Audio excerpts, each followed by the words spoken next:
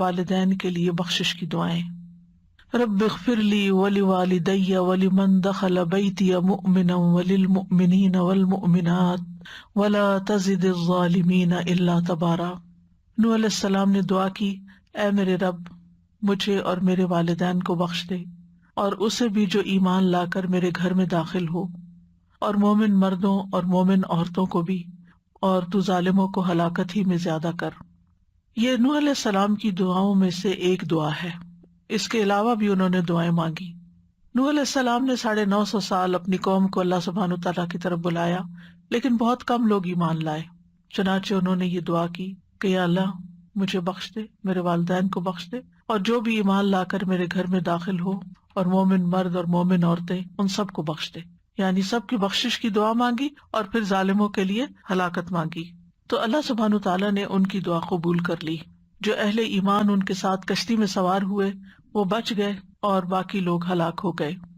اس سے بھی پتہ چلتا ہے کہ انہوں نے اپنے والدین کے لیے بخشش کی دعا کی، کیونکہ ان کے والدین مومن تھے، کیونکہ اگر والدین ایمان لانے والے نہ ہوتے تو ان کے لیے دعا نہ کرتے۔ تو یہ دعا دنیا اور آخرت کے اہم مقاصد پر مشتمل ہے کہ انسان سب سے پہلے اپنے لیے دعا کرے، پھر والدین کے لیے، اور پھر آدم علیہ السلام سے لے کر قیامت تک تمام مومنوں کے لیے، زندہ کے لیے بھی اور مردہ کے لیے بھی عام بخشش۔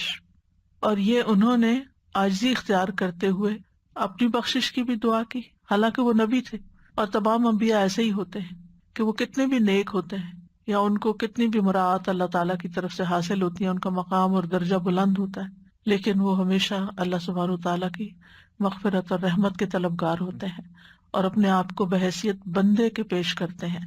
ان کے اندر کسی قسم کا غرور اور تکبر نہیں ہوتا، حالانکہ وہ تمام انسانوں سے زیادہ نیک ہوتے ہیں، معصوم ہوتے ہیں، گناہوں سے پاک ہوتے ہیں، پھر بھی وہ اپنے لیے بخشش کی دعا کرتے ہیں۔ کیوں؟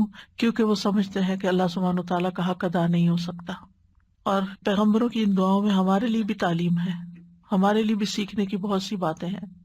نوح علیہ السلام نے اپنے بعد سب سے پہلے اپنے والدین کے لیے کیوں دعا کی؟ کیونکہ انسانوں میں سے سب سے بڑا حق ہم پر ہمارے والدین کا ہی ہے، اور پھر اس کے بعد ان لوگوں کے لیے جو ایمان کی حالت میں ان کے گھر میں داخل ہوں۔ گھر میں کون آتا ہے؟ جو رشتہ دار ہوتے ہیں یا دوست احباب ہوتے ہیں۔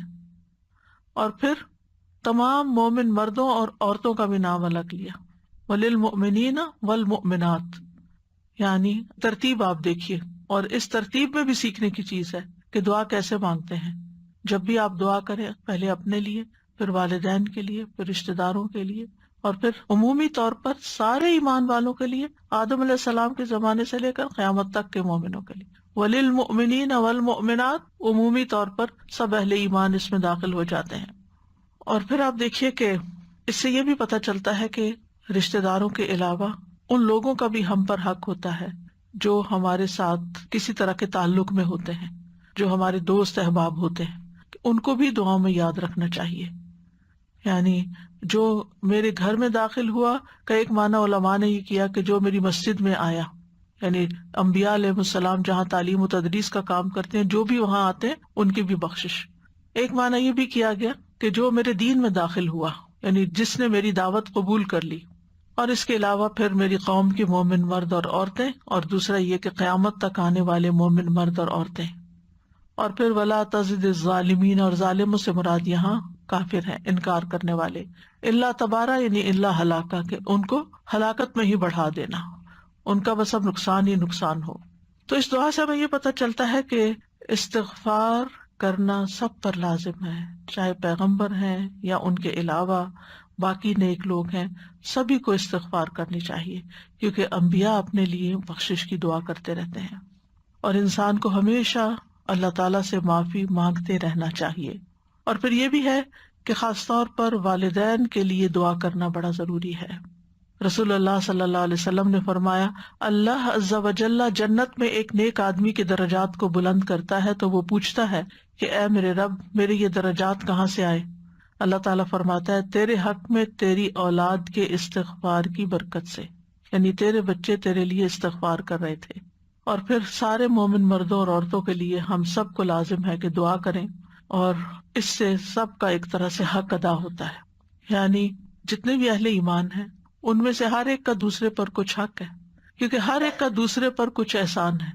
وہ ہمارے لیے دعا کرتے ہیں، ہم ان کے لیے دعا کرتے ہیں، چاہے ہم ان کو جانتے ہوں یا نہ، یا وہ ہمیں جانتے ہوں یا نہ.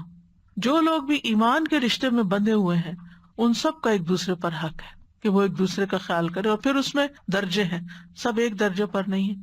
کچھ کو ہم نہیں جانتے، کچھ کو ہم جانتے ہیں. پھر جاننے والوں میں سے بھی کچھ کو ہم سرسری جانتے ہیں، کچھ کو زیادہ جانتے ہیں. کچھ کے ہم پر احسانات ہوتے ہیں، کچھ کے کم ہوتے ہیں، کچھ کے زیادہ ہوتے ہیں. تو جیسے جیسے جس کے ساتھ تعلق ہو اسی اعتبار سے اس کے لیے دعائیں بھی کرنی چاہیے، چاہے وہ زندہ ہو چاہے فوت ہو چکا ہو. یعنی بخشش کی دعا صرف اس وقت نہیں کہ جب کوئی فوت ہو جائے، کیونکہ عام طور پر ہم کسی کے لیے بخشش کب مانگتے ہیں؟ جب وہ فوت ہو جائے تو کہتے ہیں اس کی بخشش کی دعا کرتے. نہیں، جب زندہ ہے اس وقت بھی اس کو اس دعا کی ضرورت ہے.